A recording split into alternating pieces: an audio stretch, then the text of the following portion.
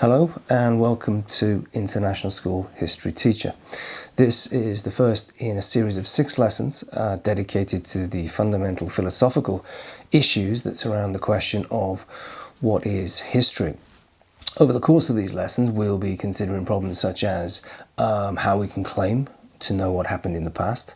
We'll be looking at how history is used and also abused, and ultimately what is the point of studying history. Now, these lessons are dedicated to students in the International Baccalaureate Diploma program, particularly the students of TOK and TOK History, but I hope they'll be useful to anyone who's ever stopped to consider what history really is.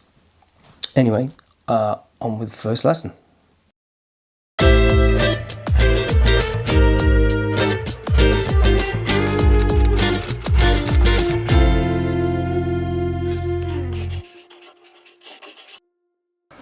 Okay, in this first lesson then we're going to be looking at the question of what history is and what it is not. Now, if you've never considered these sorts of questions before, well, you're not alone.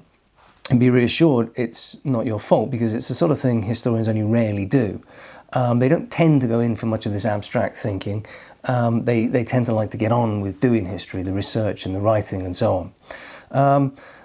I guess that's one way of avoiding, this sort of existential crisis that will occur to them if they actually consider the reality of whether they can do their subject or not. But anyway, it's what the English historian Raphael Samuel once rather brilliantly described as history's naive realism. They're realists. They don't like to think too much about what they're doing or how they do it. They just get on and do it.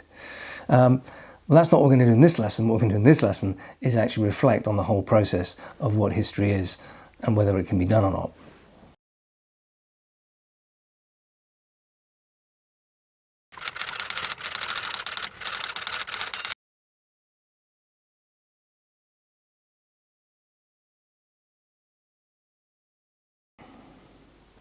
So I'm going to make 5 points about what history is and what it is not. And the first point is that history is not the past. Now, this is more than a semantic problem. It's not just about words.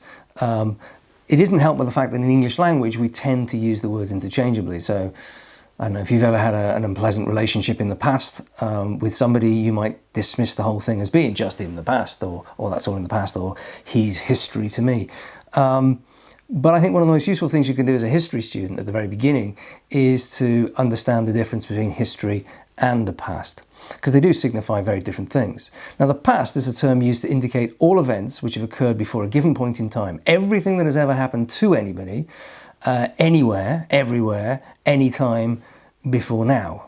The past is neither present nor is it future. Got it? In contrast, history is a narrative text, words, usually on a page, written in the present about the past.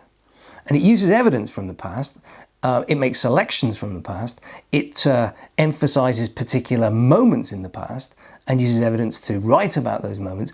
But what we have to recognize, this is very, very important, is that all history must be interpretation. All history must be interpretation of the past, because it can never be the same thing as the past. The past is different to history. They're not the same thing. Let's do a little thought experiment on this theme. I mean, how does something from the past become history? Think about your history lessons. Generally speaking, and I'm not being critical of your history teacher here, those history lessons are unlikely to make their way into the history books of the future. I doubt very much whether there are many significant history lessons around the world that are historically going to be so important that they'll need to be written about by historians in 50 years' time. However, let's just imagine your next history lesson next week. Can you think of a scenario? Can you postulate a set of circumstances in which that history lesson might become historically significant? In other words, will enter into the history books of the future. Now, before you come up with your examples, please avoid the following. I don't want any terrorist attacks. I don't want any alien landings.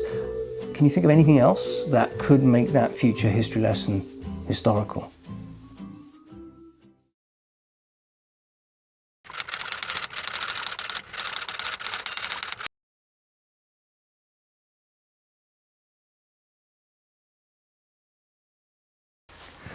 Now, the second point I want to make is that history is both a process and a product, if you like, a noun and a verb. It's a verb because it's an activity, doing history, something that is done, the process of doing history.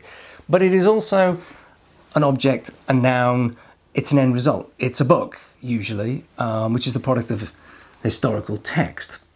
History is made, it is written as a result of a highly skilled process known as doing history. Historians have spent many years after their undergraduate degree in history learning the skills of researching and writing history. If the product, that is, if the text about the past is not a result of this highly skilled process, then it isn't history. That's an important point. Abraham Lincoln developed a phobia. He couldn't beat Robert E. Lee. He was going crazy. I don't know if you know this story, but Robert E. Lee was winning battle after battle after battle. And Abraham Lincoln came home, he said, I can't beat Robert E. Lee. Anyone can tell stories about the past. I can tell stories about the past. I can write about the past. I can publish about the past. I can broadcast about the past. But that doesn't mean to say I'm an historian or that this is historical. If the process is unhistorical, then it's not history. Which brings us on to the third point.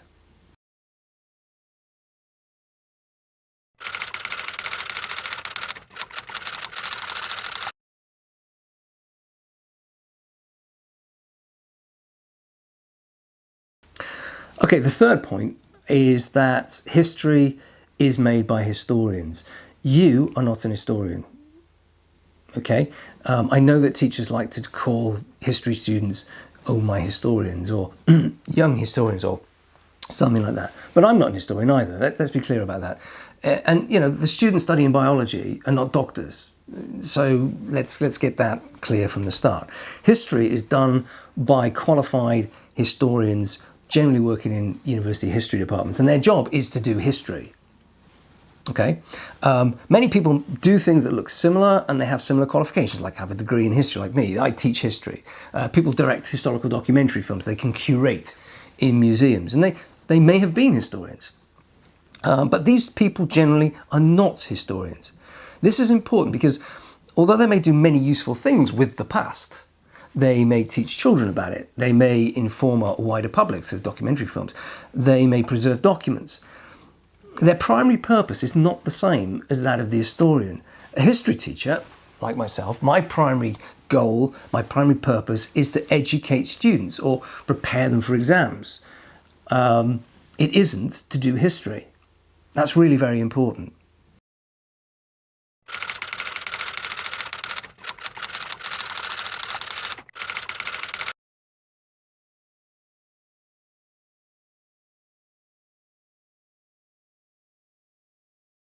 Okay, so the fourth point I want to make is that history is both an art and a social science. So if you look at university departments around the world, history is a subject that can be studied both in the Faculty of the Arts and also in the Faculty of Social Science. Look at the IB Diploma program. Within TOK, history stands on its own apart from the social sciences. This is important because historians use methodologies from both. On the one hand, they can use the sort of advanced statistical analysis, counting, creating graphs of cliometrics, that sort of thing, dealing with census data. On the other hand, they can use methods that require sort of a qualitative appreciation of things that are not easily measured. Things such as sensitivity to long-gone attitudes and opinions, that sort of empathy that is so important to the study of history. So being an historian involves a familiarity with a challenging wide range of skills. And this is important because historians may legitimately engage in the past in any number of different ways. And as a result, this will result inevitably in a wide range of different types of history and interpretations being produced.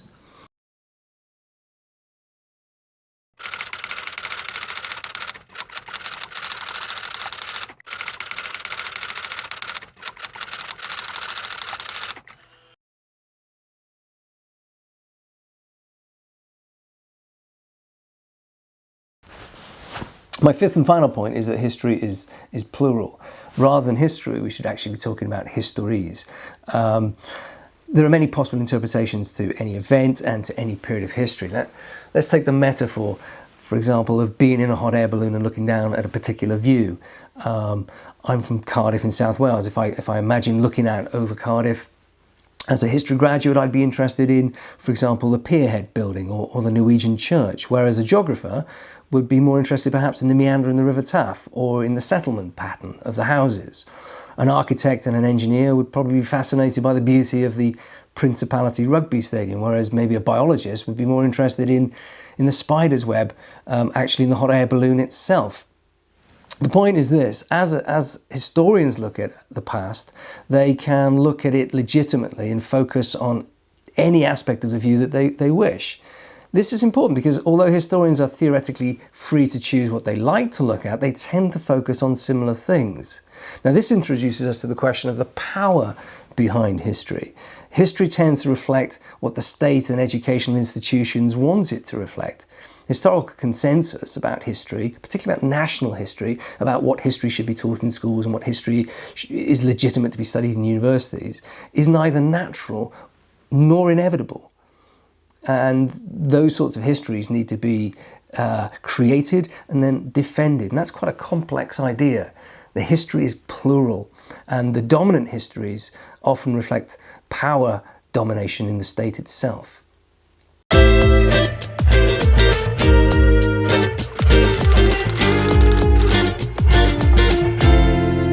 Okay, that's the end of this first lesson, and I'd like to just recap the 5 points that I've made in summary. Firstly, of course, that history is not the past. Please don't forget that. They are different things. History is both a process and a product. Thirdly, history is made by historians. I'm not an historian, remember, neither are you. History is an art and a social science, and that comes with all sorts of extra demands on the history student. And finally, history is plural, and that the sort of history we end up studying doesn't necessarily reflect anything other than who has the power to make us study those things. Anyway, that's the end of this first lesson. The next lesson deals with some of the issues associated with the difficulties of studying history and whether or not we can actually be certain about what we know. More about that next time. Architecture of amnesia, scare the people with hysteria. Architecture of amnesia, history lessons disappear.